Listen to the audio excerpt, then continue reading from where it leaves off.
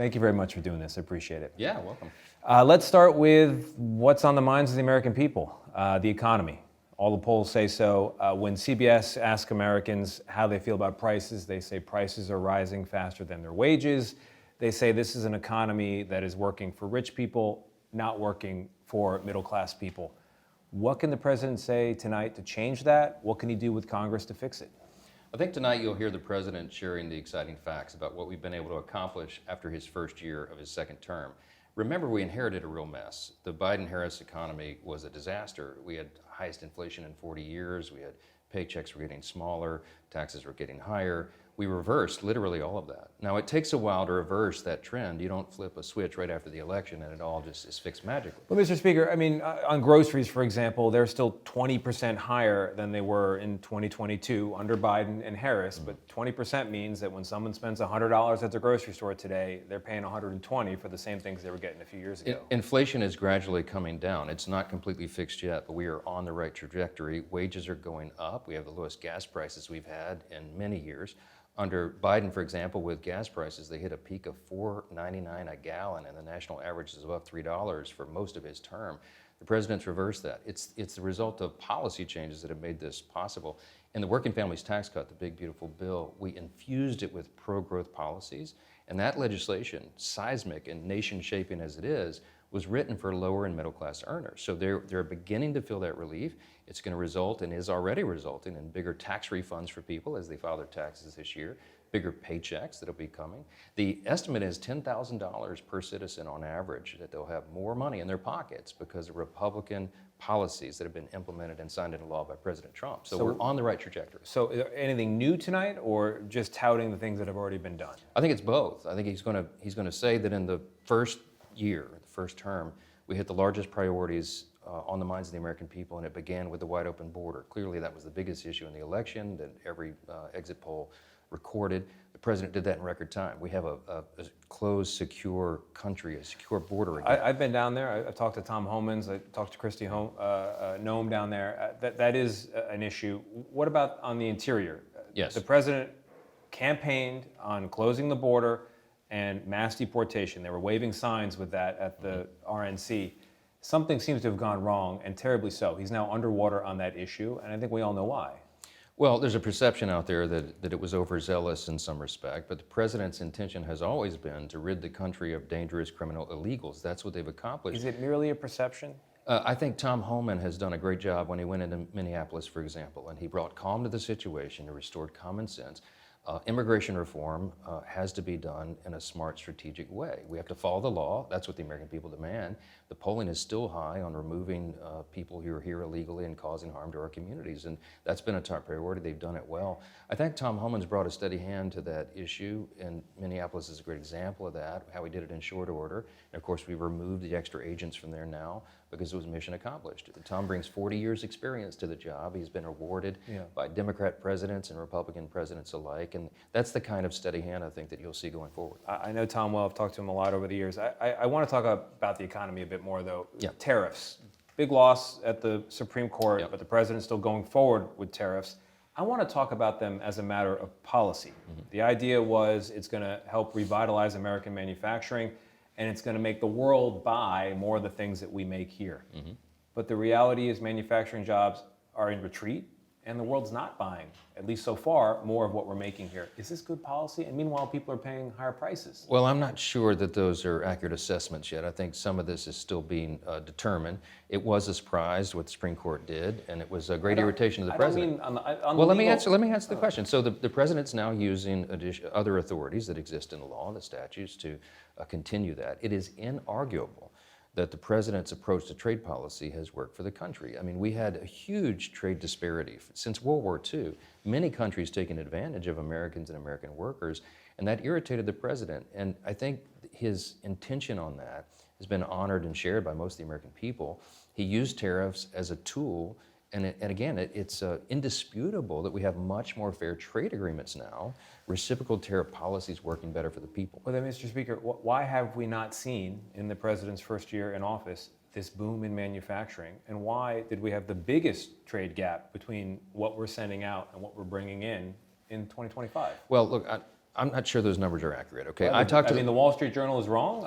Well, I talk to the captains of every industry across the U.S. economy. And in this role, we exchange cell numbers, and I get these reports all the time. America is back in many ways, and the economy is leading on that. Are we where we need to be? No, but are we on the right trajectory? Absolutely.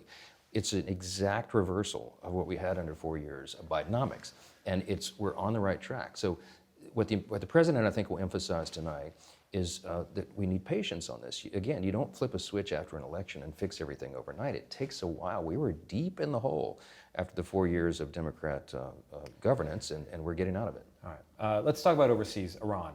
As we sit here today, by some measures, the largest military buildup since the 2003 invasion of Iraq is there in the region, in the Middle East. Mm-hmm. The president is considering a strike if nuclear talks don't work out. Do you support such a move?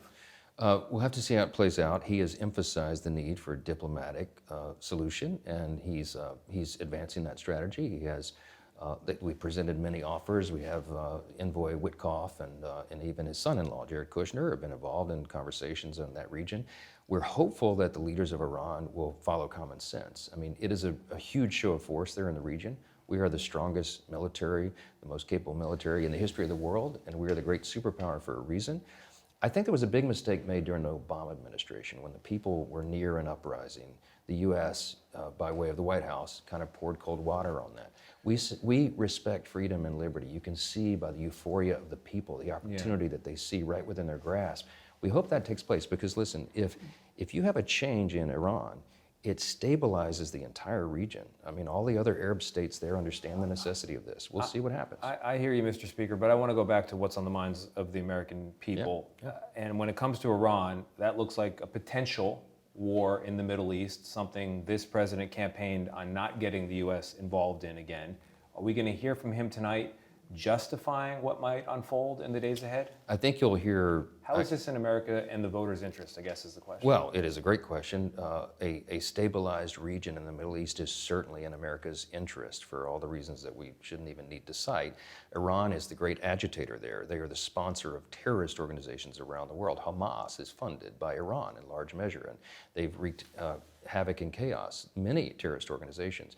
They're an evil regime. They hate America. They would like to kill all Americans. And the leader of the country says this himself. The Ayatollah has been an adjutant to America forever. They've killed innocent American citizens. They are an avowed enemy of us.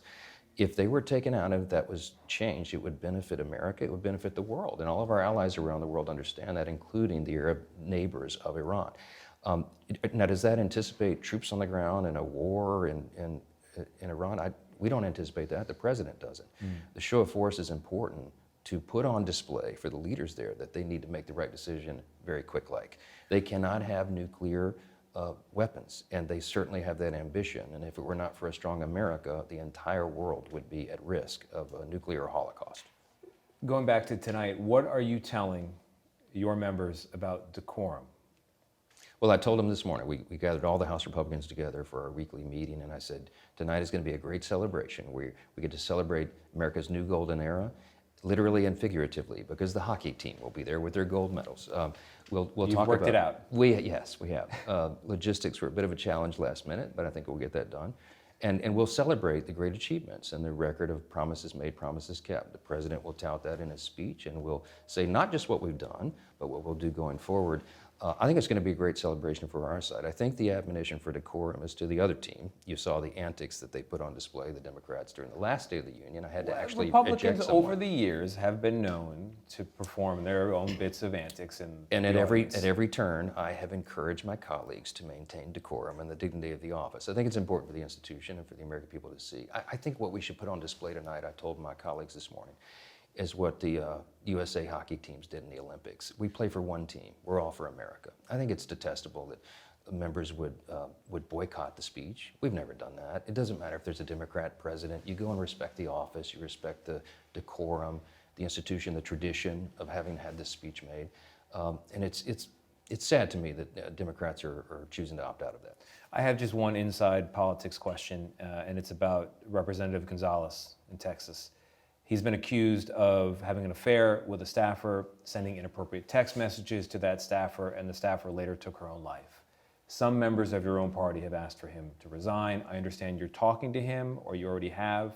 What are you going to say? Planning to talk with him later today, actually. Of course, he's an incumbent. We made an endorsement of Tony Gonzalez back in the fall, before any of this came up. The allegations are, I mean, it's detestable what is being alleged. My understanding is he's denied a lot of this, and we're trying to sort it out. Now, it has been reported that the Office of Congressional Conduct is investigating this and has been for some time. And what we do here is we allow all the facts to play out. That's what we must do, you know. There's a sitting Democrat in the House right now who is under indictment by the Department of Justice for stealing FEMA funds to pay for her campaign. No one has called for her resignation or her ouster from the House. We allow due process to play out, and everyone's owed that. So what we're doing here is exactly what we do in every scenario, and we'll see. Everybody I know is freaking out about AI. It's going to kill jobs. It's going to sink the economy. Is Congress not worried? Worry is not the word. I don't worry about anything, but we're remaining vigilant on that. Okay, there's a move for federal preemption, which would prevent a 50-state patchwork of regulation over AI. And the reason for that is to protect national security, because we're in a race with China, which will decide everything. I talked to the leaders. There's 5 or 6 companies, as you know, that provide the platforms from AI. I talked to all of those leaders individually, the CEOs of each of these companies. The idea is to get them together and work with Congress to come up with not just preempting, but having a federal framework and certain safety parameters there. We've been working on it actively. I think the second act of my office after becoming Speaker was to put together an AI task force. It was led by Jay Obernolte, a member of Congress from California who has a master's degree in AI and was a former software engineer. He and a bipartisan group, Republicans and Democrats, worked for a year to put together a set of recommendations.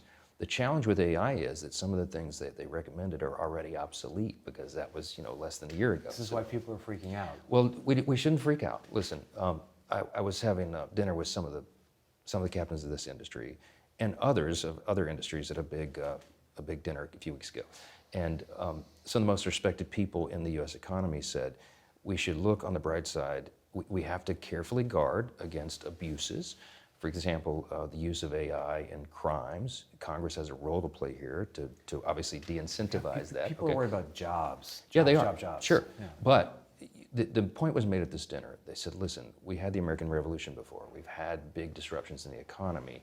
And because of the strength of our system and our people, we have worked through those challenges, unprecedented as they were at the time, and we figured a path through that. And so that's where we are. We're very vigilant about this, very sober-minded. But we don't worry. We're not in fear. We're the great country. We'll figure this out, and we will stay ahead of China, and that's important for all of us for all the reasons we know. Yeah. Thank you, Mr. Speaker. I really appreciate it. Thanks a lot.